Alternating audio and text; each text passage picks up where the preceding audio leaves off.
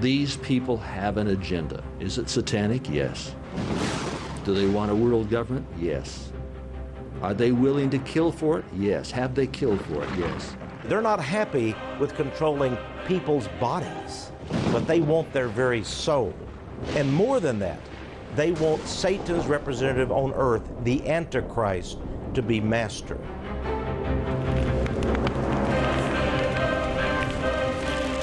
The final book of the Bible, the book of Revelation, says the Antichrist will come among us. It doesn't tell us when or in what form, but according to some evangelical Christians, Satan's minions are already here, creating havoc in everything from rock music and education to art and government. We're trying to warn the world that there is a very corrupt, debauched, depraved group of men whose goal is to bring in the great unified world kingdom under their hellish master, Lucifer. They believe in their Lord, Lucifer. They expect to have a satanic society. There's no question about that. The Bible says that in the last days there will be 10 world rulers. These 10 men will be of one mind. They will give all of their strength unto the beast. 666. Oddly enough, one group who regard this particular satanic conspiracy with some contempt is the Church of Satan. Certainly the world is not ruled by a group of men who are trying to pave the way for the Antichrist. The powerful men in the world are always de facto Satanists because they're the people who understand how power functions and how the human animal functions. Their goal is not for some mythical Antichrist, it's simply for their own profit. And that's always been the rule since time began. The Satanists say they don't worship a devil or an Antichrist, merely the carnal human with all his deep, dark desires. They reject the notion that they are the instruments of evil. As they see it, far more worrying is the power-hungry nature of fundamentalist Christians, whom they believe have concocted the whole satanic conspiracy for their own agenda of world domination. Christ is the answer! The devil. And don't tell me they ain't one. You can look around and see him everywhere.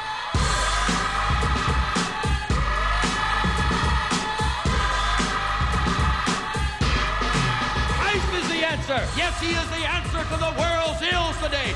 Christianity in the past was linked to the state power. They did have the ability to kill anyone who was a heretic. I think that many Christian groups today would like to regain that power and crush anyone who opposes them. But isn't Christianity a religion of love and forgiveness? I don't believe there's a conspiracy of Christians trying to take over the world and force everybody to become a Christian. There are some Christians who do hope and pray that through political means they will be able to instill more Christian-type values within society. That's certainly a far cry from trying to take over the world. Christ is the answer! Yes, he is the answer to the world's ills today! However, such are the levels of mutual distrust and suspicion that conspiracy theories flourish on both sides. On the one hand, the evangelists accuse the Satanists of seeking world domination. On the other, Satanists claim the evangelists want everything their own way. Let all witchcraft, sorcery, fly from hence. The battle is akin to an exorcism, each seeking to eliminate the other. But in reality, both sides need the other to survive. Deliver him, O Lord. And by thine availing mercy, he may be freed and liberated from all sin and evil.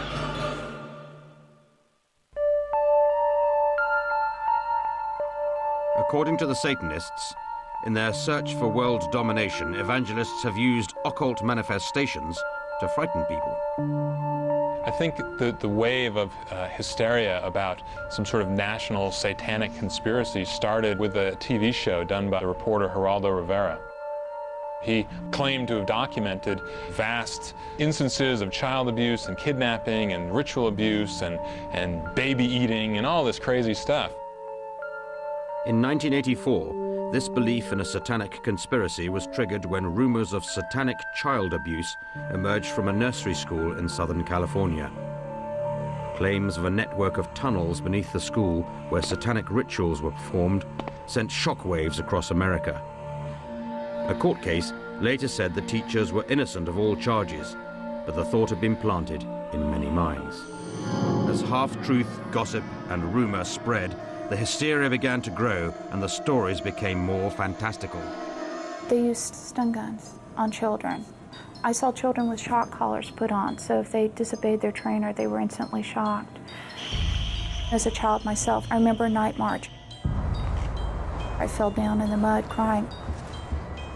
And my mother came over in her military boots and kicked me and said, "Get up. You will get up. You won't stop." I saw children drugged, hypnotized. I saw them strapped to tables. I saw children buried alive and told if they ever told again that they would be buried forever. Svarli claims she was raised in a satanic cult and was programmed to inflict the same abuse on younger children. After doing programming, which of course is trauma and abuse, and hypnotizing the child, we would then invoke the demonic to come into the child. That's fairly satanic. When I saw the small children screaming, it finally got to me. After 38 years, I could no longer do that to children. I had to stop. It seems inconceivable that such atrocities could exist without people knowing about them. The reason Svarli gives for no record of any investigation is that the police, teachers, government officials, and social workers were all members of the cult. However, those making the claims say their biggest obstacle is persuading other people to believe them. Society's denial is also one of the greatest help to these groups, because your average person does not want to believe that these things happen. We don't want to hear about horror. We don't want to hear about abuse. We don't want to hear about ugly things. And often, the average person will turn their eyes away from these things. It's almost as if we believe if we don't see it, it doesn't exist. Whatever happens nowadays, it can provoke an hysterical response all around the world. Now we have global communication, we have television, we have the internet, we have mobile phones. And if something happens in one region of the world, however tiny, however remote, instantaneously it spreads all over the world. So the stories of panics, conspiracy theories, rumors, which might have taken years to circulate, now are instantaneous. And while the United States was tied up with its satanic panic, the hysteria crossed to the UK. Ritualized abuse of children by devil worshippers. Ritualistic abuse. Allegations of satanic ritual abuse. Children on a Rochdale housing estate. 17 children have now been removed. Taken from their parents. Ritual abuse on Orkney. A network of satanic followers. Tunnels beneath this cemetery. Satanism. Satanic abuse. During the 80s and ending pretty much by the mid-90s, there was something we call the Satanic Panic. And it was a time when fundamentalist Christianity was promoting the idea that Satanists had infiltrated the culture and were kidnapping women and breeding babies for sacrifice. The material that was used in order to start the hysteria in the UK all used material which was sent to them, communicated to them from contacts in the US within the right-wing fundamentalist camp. The stories began with sexual material, that they were being sexually abused, that they were being raped, that they were being fondled. Then religious imagery came in, that crucifixes were used to molest them, that they were witnessing infant sacrifices. The satanic panic had also lapped over into the wilder fringes of art and culture. There's no question that fundamental Christians believing in their own paranoia were the initial stage of my temporary demise in terms of the way I was perceived in culture and attacked as being some kind of flimsy anti-establishment enemy and scapegoat. The work of artist, musician and self-proclaimed cultural engineer Genesis P. Orridge came under scrutiny when a Channel 4 documentary exposed what they say was evidence of a satanic ritual. In a video, Orridge and other members of his artistic movement were seen to perform the reenactment of a black mass. In sections of the tabloid press, Genesis became public enemy number one. Do I generate fear in others? Yes, sometimes. I generate fear by trying to confront hypocrisy, by trying to expose control, by trying to say that people with vested interests would really like to make other people agree, even if it means hurting them. And that's how the world has been running. Genesis is, by anyone's definition, an extreme character. Some of their art presentations would consist of extreme acts of sadomasochism, sexual activity, urination and so forth, which it's easy to see would upset most people. They weren't aimed at most people, but they certainly made him into a prominent target. His studio was raided and the police removed his video archive. Appalled by this intrusion, he moved his family to the States, where he remains in self-imposed exile. I'm a fugitive in a sense, and I'm a fugitive for my exploration of sex and senses. Genesis believes that Christian fundamentalists were at the heart of the satanic panic and the campaign against him.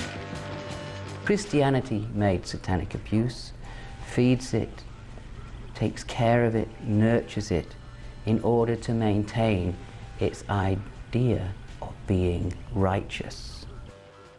But the link between the demonic and popular culture remains to this day.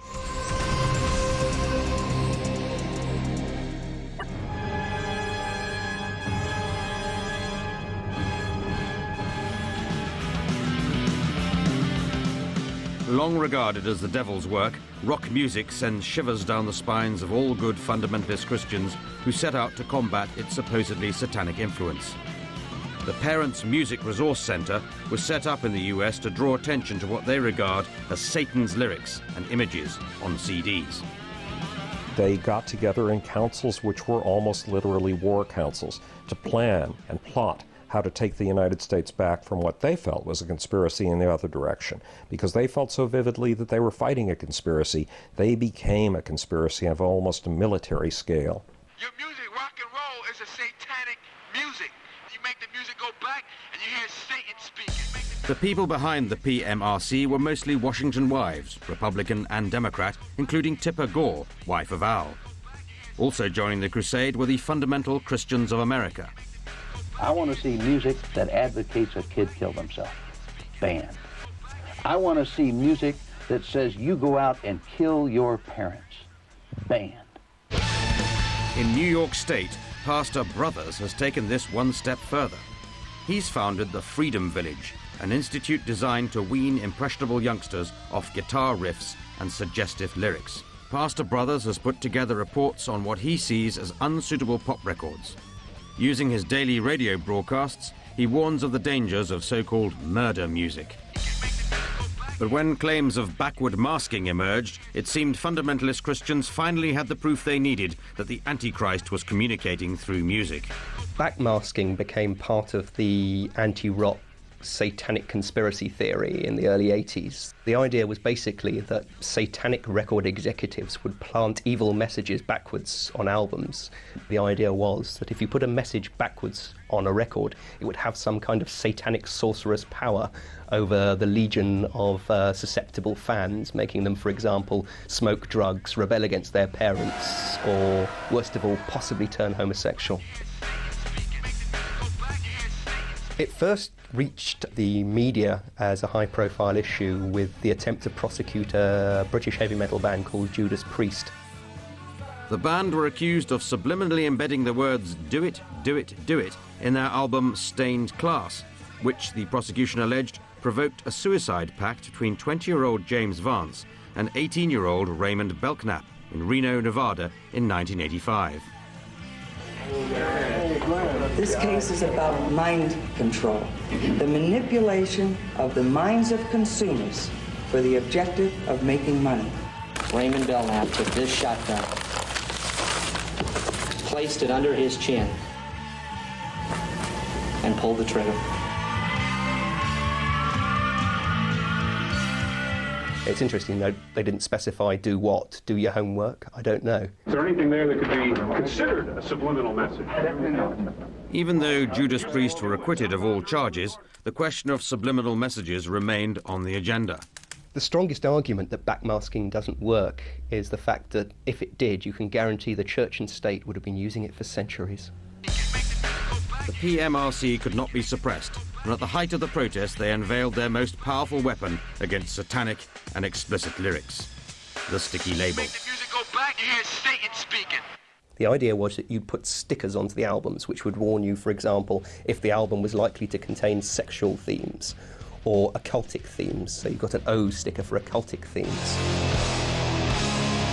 Of course, all this did was make these particular albums much more attractive, and you can now find kids wearing parental advisory sticker T-shirts. I think the hysteria over the supposed link between, the supposed Satanism in rock music has, in fact, spurred on a lot of rock groups to become more and more, quote-unquote, satanic. It's a great marketing tool. It's a great symbol of rebellion. So, is there some sort of sinister conspiracy behind it? No. I think that, it's something that's created by the people who fear it. But from the Beatles to the Beastie Boys, few bands escaped the accusation that they were working hand in hand with Satan.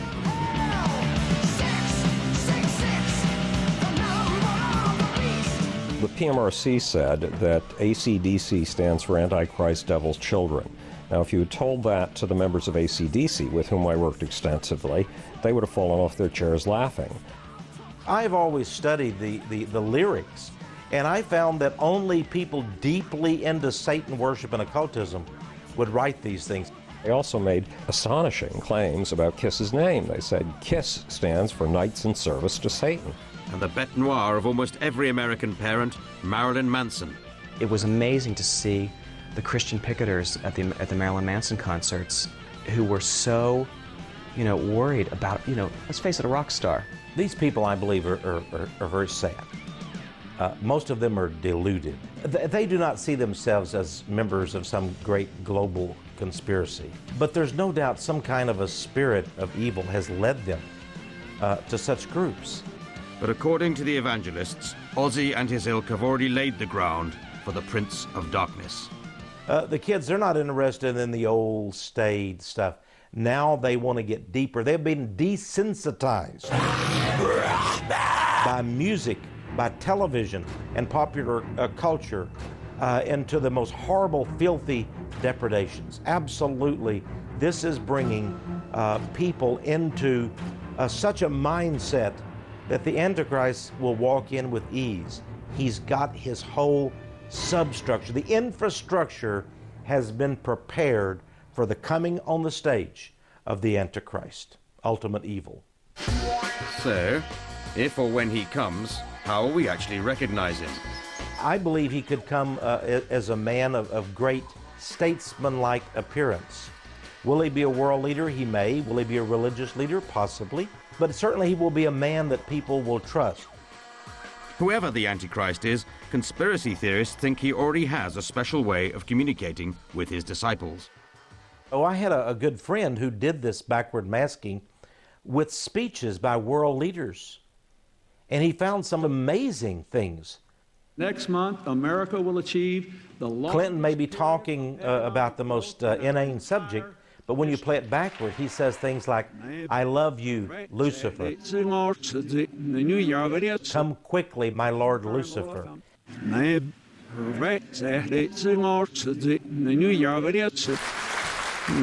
much sign of it there.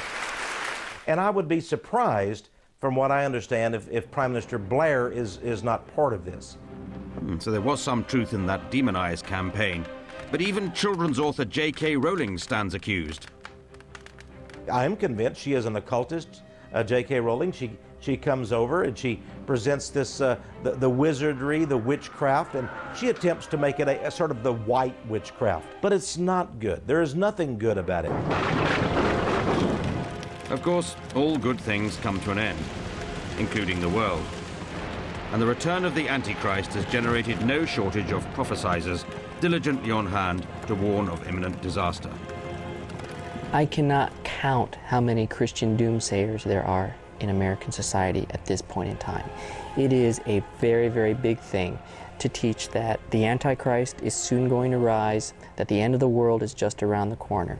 There's always been people and groups who, whether it's based on the Bible or some other text or belief, believe that the end of the world is about to happen, or that there's some secret group that's trying to bring about the end of the world for their own sinister purposes, or the end of civilization anyway. So really apocalyptic ideas and conspiracy theories are very closely tied together. If the book of Revelation is to be believed, the end of the world will be quite an event. But perhaps it's not the end of the world we should be worrying about, rather the conspiracy theories that generate the fears and distrust in society and the people who use them to justify their existence. There have always been moments where certain things in culture have caused people to be very tense about their lives. This is when they have looked for a conspiracy theory to explain everything. And what's happened is that sometimes people have used the conspiracy theories to go after various different groups of people. Jews, blacks, Catholics, Satanists, even Christians. And so it's something that can be very dangerous. No matter how much you question a conspiracy theory, once it's become embedded in the belief system of a person or a cult story, they will find ways of rationalizing it. They simply expand the boundaries. And far from dampening down the conspiracy theories, both the evangelists and the Satanists continue to add fuel to the fire, because it's in their interest to do so. Without an enemy to fight, there's little meaning to their existence.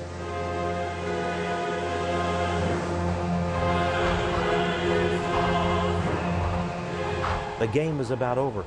Because of all the events of the Bible, there are only a few events that are left to occur, but those events are so dramatic that I literally almost cry to consider the horrible gravity of the things that are going to occur. Are Satanists conspiring to take over the world and influence the culture? Some might say that. I think that the human future will be directed by many Satanists, although the general culture may never know that they've had their hands on these things. These people have an agenda. Is it satanic? Yes. Do they create wars? Yes. To bring about peace. And that peace is deadly.